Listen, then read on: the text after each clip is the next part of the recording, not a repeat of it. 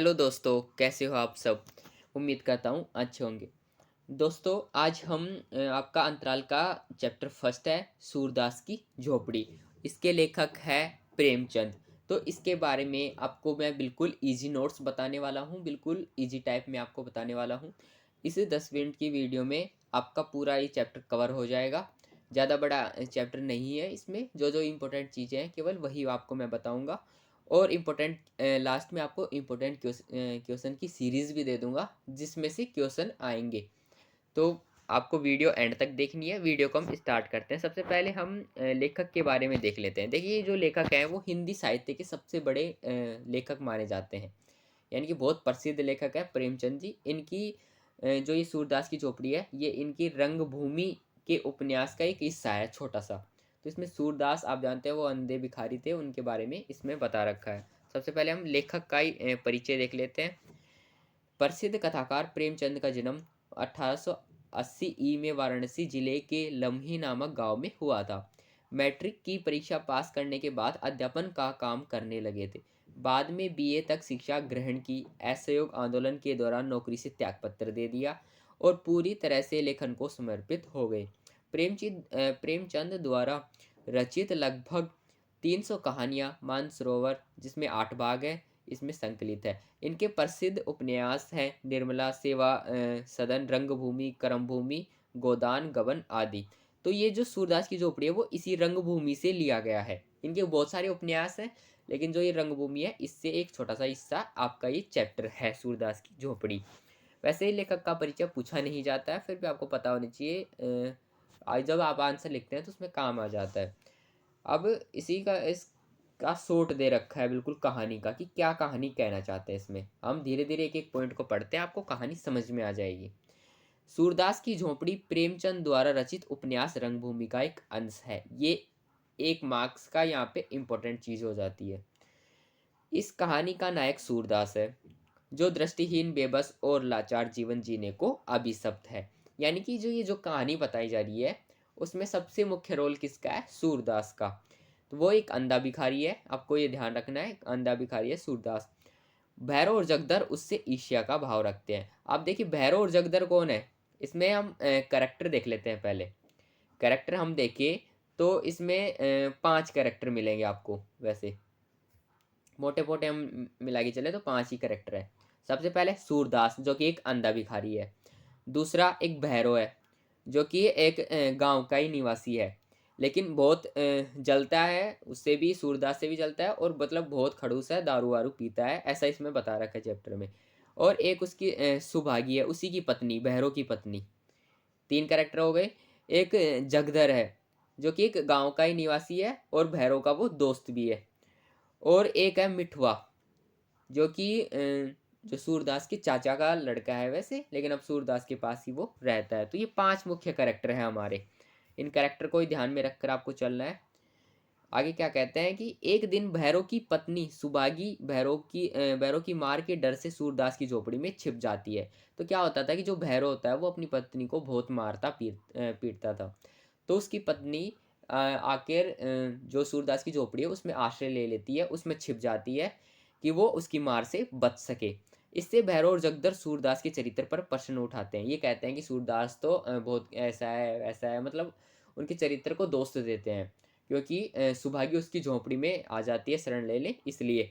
भैरव इसे अपना अपमान समझता है और एक रात 2 बजे सूरदास की झोपड़ी में आग लगाता है। अब क्या होता है कि जब सारा गांव ऐसे करने लग गया चरित्र पर उनके, मतलब सूरदास को ऐसा भला बुरा कहने लग गया, और यह कहने लग गया कि सुभागी तो बस सूरदास के पास रहने लगी है, तो फिर भैरव को फिर गुस्सा आया।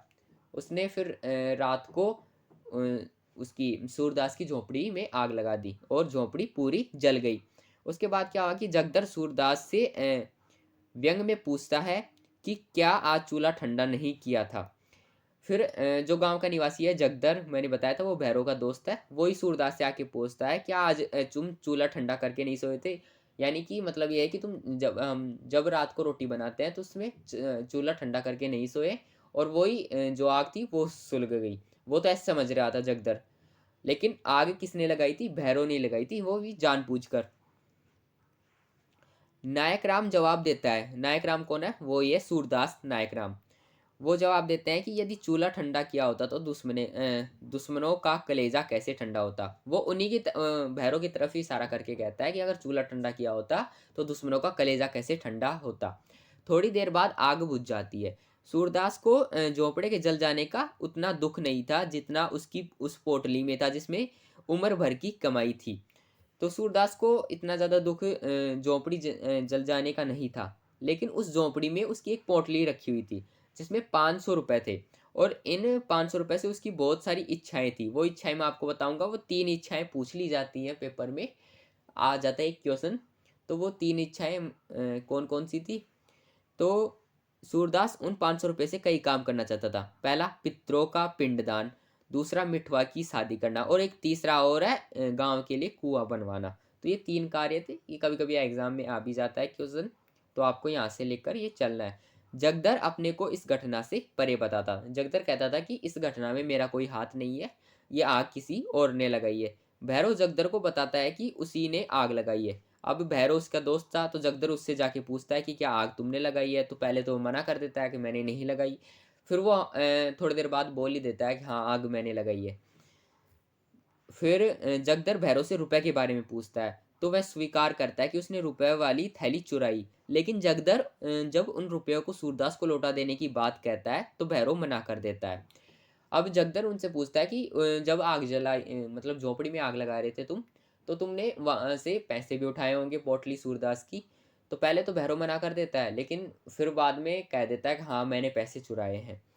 जगदर के मन में ईर्ष्या का अंकुर जमा था। अब जगदर को ईर्ष्या होने लगी थी। ईर्ष्या मतलब है नफरत होने लगी थी भैरव से। उसे लगा कि उसे तो एक रात में ही इतने 500 रुपये मिल गए, और हमें मतलब पूरे दिन में मतलब काम करके भी नहीं मिल पाते, 10-20 रुपए भी नहीं मिल पाते। और उसे जलन इसी बात की हो रही थी। फिर सूरदास जग हसाई के डर से रुपए होने से इनकार कर देता है। अब सूरदास से जब पूछा जाता है, जगदर भी उससे पूछता है सूरदास से कि क्या तुम्हारे पास पैसे भी थे, पैसे भी चोरी हो गए। तो सूरदास साफ साफ मना कर देता है।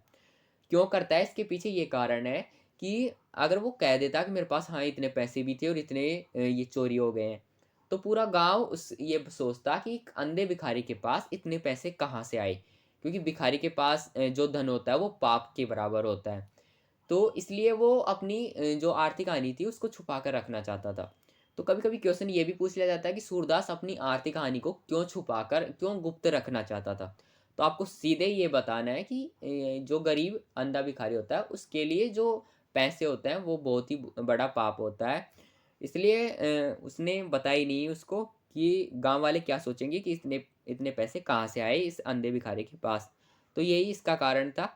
सूरदास ये है ही जगह जगह होने से इनकार कर देता है। मिठवा गीसू के घर से रोता चला आ रहा था, शायद गीसू ने मारा था। अब गीसू कौन है, ये एक नया कैरेक्टर है। मतलब एक जो बच्चे होते हैं वो खेलते हैं, तो उन्हीं में से मिठवा का एक दोस्त है गीसू। गीसू चिढ़ाते हुए उसे कहता है कि सच्चे खिलाड़ी कभी रोते नहीं, खेल में रोना कैसा। अब जो ये बात कहता है गीसू मिठवा को, तो इसी से प्रेरणा लेता है कौन, सूरदास। वो भी जीवन को एक खेल ही समझता है। वो ये सोचता है कि इस जीवन में अगर मैं रो रहा हूँ तो फिर ये खेल ही किस बात का। क्योंकि इस खेल में हार जीत तो होती ही रहती है, कभी कुछ हो जाता है कभी कुछ होता है, परेशानियां तो आती रहती है, कठिनाइयां आती रहती है। तो वो सोचता है कि फिर दोबारा बन जाएगी झोपड़ी, दोबारा कमा लूंगा मैं पैसे। तो यही बात होती है आगे, मतलब उसे मोटिवेशन मिल जाता है आगे। फिर सूरदास उठ खड़ा हुआ और विजय गर्व की तरंग में राख के ढेर को दोनों हाथों से उड़ाने लगा। अब वो राख में पैसे नहीं ढूंढ रहा था। मिठवा और सूरदास में बातें होने लगी। मिठवा उन्हीं का, मैंने बताया कि एक चाचा का लड़का था। आप बेटा समझ लीजिए, इसमें बेटा भी प्रयोग होता है, पोता भी प्रयोग होता है। आप जो भी लिखेंगे आपका ठीक ही है, सही आंसर। अब उनके बीच में बात होने लगती है दोनों ही के बारे में। तो मिठवा क्या कहता है कि दादा हम रहेंगे कहाँ। तो फिर वो कहते हैं सूरदास कि दूसरा घर बनाएंगे। तो फिर मिठवा कहता है कि और फिर कोई आग लगा दे। तो फिर सूरदास कहते हैं कि फिर बनाएंगे। तो मिठवा कहता है कि और फिर लगा दे, तो यानी कि ये बात को कहा जा रहा है कि बार बार लगा दे, बार बार लगा दे। और सूरदास भी कह रहा है कि फिर बार हम बनाते जाएंगे, चाहे कितनी बार भी लगाई जाए। फिर भी फिर कहता है मिठवा कि कोई 1000 बार लगा दे। तो हम 1000 बार भी बनाएंगे। और मिटवा कहता है कि कोई 100 लाख बार लगा दे तो हम 100 लाख बार भी बनाएंगे। और इससे सूरदास के जाग उठे आत्मविश्वास का पता चलता है।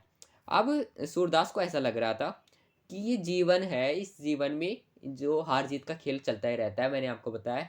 तो इसमें वो सोच रहा था कि कोई नहीं, हम झोपड़ी को दूसरी बार बना लेंगे। तो उसके अंदर प्रेरणा थी, पुनर्निर्माण पे उसके अंदर विश्वास था। तो कभी कभी क्वेश्चन आता है कि सूरदास की चारित्रिक विशेषताओं का वर्णन कीजिए। तो उसके बता सकते हैं आप, पुनर्निर्माण में उनका विश्वास था, बड़े सहनशील थे, और बड़े अभिप्रेरणा लेने वाले थे। और आप 3-4 पॉइंट आप कोई बता सकते हैं, उनको थोड़ा थोड़ा एक्सप्लेन कर सकते हैं। ऐसा इसमें कोई बड़ी बात नहीं है हिंदी में। अब जो पाठ पर आधारित प्रश्न होते हैं, बहुविकल्पीय पे प्रश्न, सारे प्रश्न इसमें एमसीक्यूज आपके दे रखे हैं। सारे एमसीक्यूज को आप पढ़ लीजिए, आपको पूरा चैप्टर कवर हो जाएगा। और एमसीक्यूज के साथ थोड़े क्वेश्चन भी दिए हैं मैंने इंपॉर्टेंट, जैसे ये चूल्हा ठंडा किया होता तो दुश्मनों का कलेजा कैसे ठंडा होता। तो ये सूरदास ने कहा था जब जगदर उनसे पूछ रहा था कि आगे कैसे लगी है, क्या चूल्हा ठंडा नहीं किया था, यानी कि रात को चूल्हा ठंडा करके नहीं सोए थे। तो उसी के ऊपर आपको ये बताना है, इसका आंसर आप देख लेना और अपने शब्दों में इसकी लिखने की कोशिश कीजिए, ज़्यादा मुश्किल चैप्टर नहीं है। और यह है, भैरव ने सूरदास की झोपड़ी क्यों जलाई, तो आप बता सकते हैं बिल्कुल स्पष्ट, क्योंकि सुभागी उसके वो जलता था सूरदास की, क्योंकि सुभागी उसके उसमें शरण ले लेती थी झोपड़ी में आकर। तो आप ये कारण लिख सकते हैं। यह फूस की राख नहीं थी, अभिलाषाओं की राख थी। तो आपको इसमें अभिलाषाओं की राख बतानी। अभिलाषा की मतलब जो इच्छाएं थी सूरदास की, कि वो 500 रुपये से क्या क्या करवाना चाहता था। कुआं बनवाना चाहता था, पितरों का पिंडदान, और मिठवा की शादी। तो ये सब 3 काम ही थे बस वो जो करना चाहता था। और भी एक क्वेश्चन है, ये आप देख लेना सारे क्वेश्चन। तो ये आपका चैप्टर खत्म होता है। मिलते हैं नेक्स्ट चैप्टर में। नेक्स्ट चैप्टर आप बता दीजिए कमेंट में कौन सा चाहिए आपको। जय हिंद, बाय।